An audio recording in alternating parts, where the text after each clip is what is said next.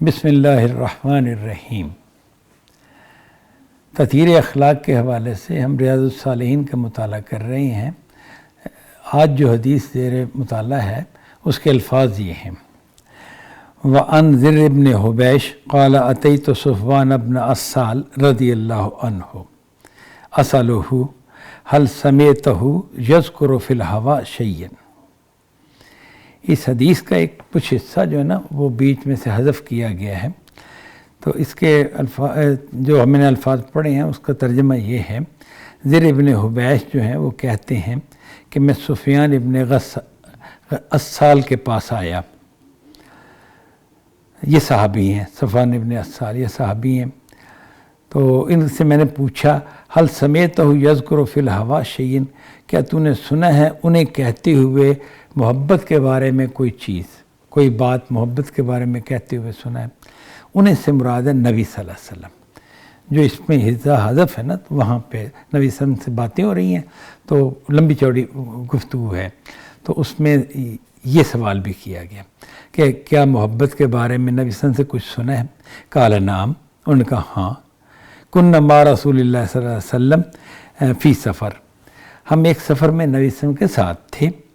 فبینما نحن عنده اذ ناداہ اعرابی بصوت لہ جہوری، تو ہم نبی صلی اللہ علیہ وسلم کے پاس ہی بیٹھے ہوئے تھے، ناگہاں ایک اعرابی نے یعنی بدو نے آپ کو بڑی اونچی آواز سے پکارا، یعنی بڑی بلند آواز سے آپ کو آواز دی، یا محمد، اے محمد۔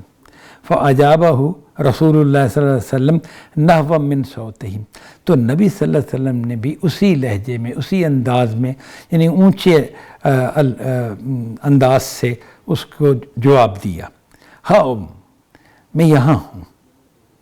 یعنی جو الفاظ نبی صلی اللہ علیہ وسلم کہے وہ ہاں کے الفاظ ہیں، جس کا مطلب ہے کہ میں یہاں ہوں۔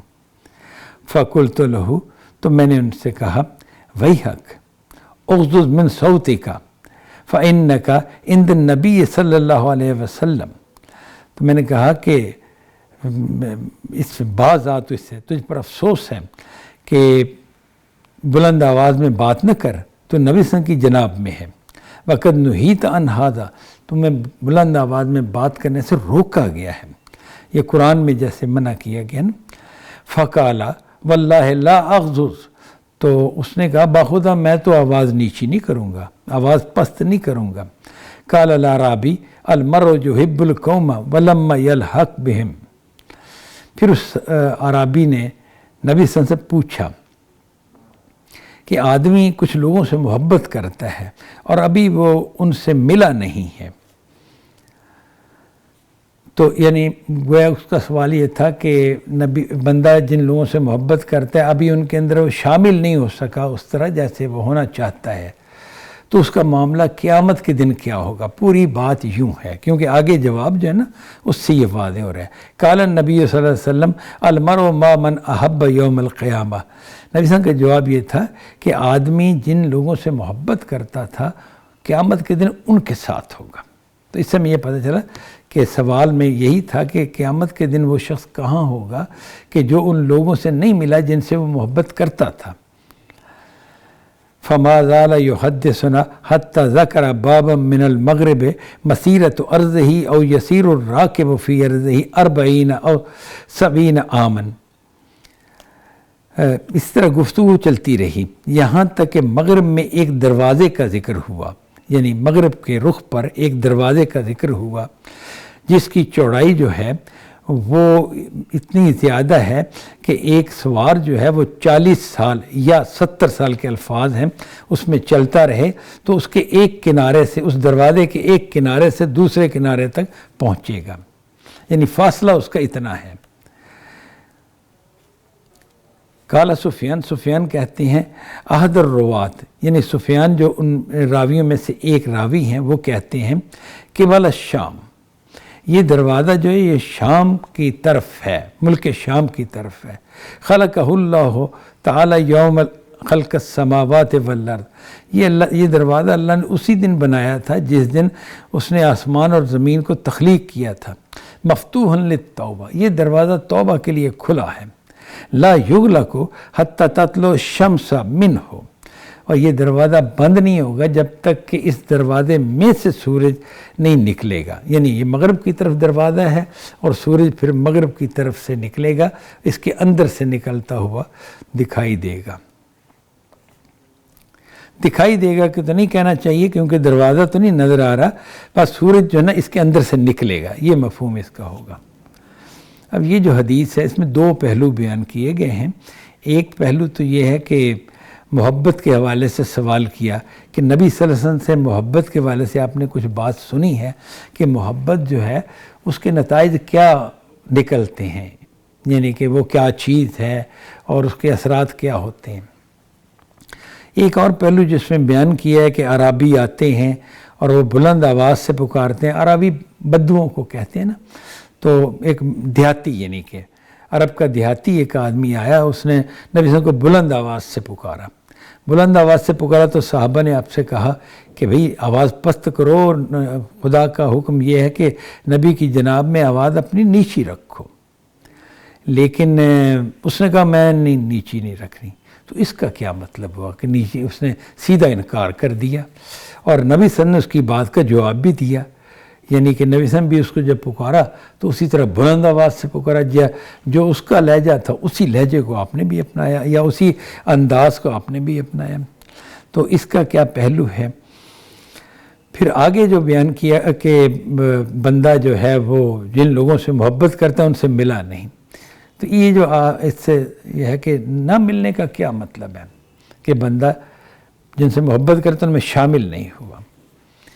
اور اس کے بعد پھر اگلا جو سوال پیدا ہوتا ہے وہ یہ ہے کہ نبی صلی اللہ علیہ وسلم نے بتایا کہ نہیں، آدمی جس سے محبت کرتا ہے قیامت کے دن انہی کے ساتھ ہوگا. اور پھر ایک مغرب میں ایک دروازے کا ذکر بھی کیا گیا اس گفتگو کے اندر، اور وہ ذکر جو تھا وہ اس طرح سے تھا کہ وہ شام کی طرف ایک دروازہ ہے، اور یہ اسی وقت بنایا گیا ہے جب آسمان و زمین بنائے گئے تھے، اور توبہ کے لیے کھلا ہے، اور یہ اس وقت تک بند نہیں ہوگا جب تک اس میں سے سورج طلوع نہیں ہوتا. یعنی یہ توبہ کے لیے کھلا ہے، اب پھر بند ہو جائے گا جب سورج نکل آئے گا نا، پھر توبہ کا یہ دروازہ بند ہو جائے گا. اب ان کا یہ ہر ایک کا جو ہے نا جواب میں بیان کرتا ہوں.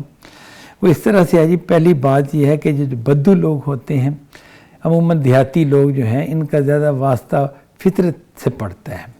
یعنی کہ یہ جس ماحول میں رہتے ہیں نا، ان کا واسطہ زیادہ تر فطرت سے پڑتا ہے. واقعات جو ہوتے ہیں جیسے یہ کاشت وغیرہ کرتے ہیں، یا بھیڑ بکریاں رکھی ہوتی ہیں، کھلی فضا میں رہتے ہیں، آسمان ان کے سر پہ ہے اور زمین ان کے قدموں کے نیچے ہوتی ہے.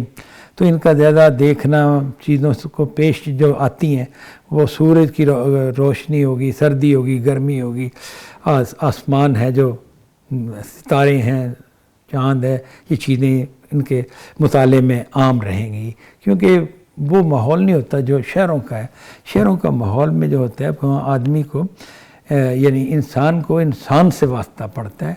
بے شک یہ کائنات کی جو چیزیں ہیں، آسمان، زمین، سورج، چاند، ستارے وغیرہ، یہ سب موجود ہی ہوتی ہیں، لیکن ماحول کا جو ایک اثر ہوتا ہے ان کو زیادہ واسطہ انسان سے پڑتا ہے.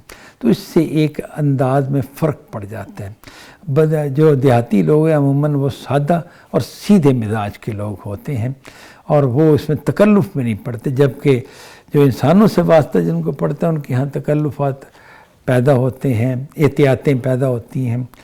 اس میں کوئی غلطی اور بہتری کا مسئلہ نہیں ہے، دونوں کے اپنے اپنے ماحول کا اثر ہوتا ہے. تو یہ دیہاتی جو تھا یہ اپنی اسی آزاد فضا کے حوالے سے اس نے جیسا جی چاہا اس نے نبی صلی اللہ علیہ وسلم کو آواز دی بلند آواز سے. اسے روکا گیا تو اسے روکنے کی کوئی وجہ سمجھ نہیں آئی، تو اس نے کہا نہیں میں تو آواز پست نہیں کروں گا. اور نبی صلی اللہ علیہ وسلم کی طرف سے بھی جواب وہی آیا، یعنی جیسا اس نے اظہار کیا تو ویسے ہی نبی صلی اللہ علیہ وسلم نے اظہار کیا. وجہ اس کی کیا تھی؟ اس کی وجہ محبت کا انداز تھا اس کا.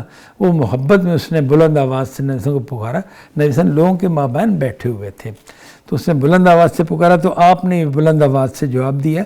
یعنی اس کی محبت کا جواب آپ نے بھی محبت بھرے انداز سے ہی دیا جواب. پھر اس نے جو سوال کیا، سوال اس کا یہ تھا کہ بندہ اگر کسی قوم سے محبت کرتا ہے تو پھر چاہیے تو یہ نا کہ اس کے طور طریقوں کو اپنائے، اس کے اعمال اخلاق کو اپنائے. تو وہی کہتا ہے کہ نہیں، اس معاملے میں تو وہ پیچھے ہے. میں جن لوگوں سے محبت کرتا ہوں، جن لوگوں جیسا میں بننا چاہتا ہوں، میں ان جیسا نہیں ہوں، لیکن میں چاہتا ہوں کہ میں بنوں۔ ابھی میں ان سے نہیں ملا، ابھی تک نہیں ملا۔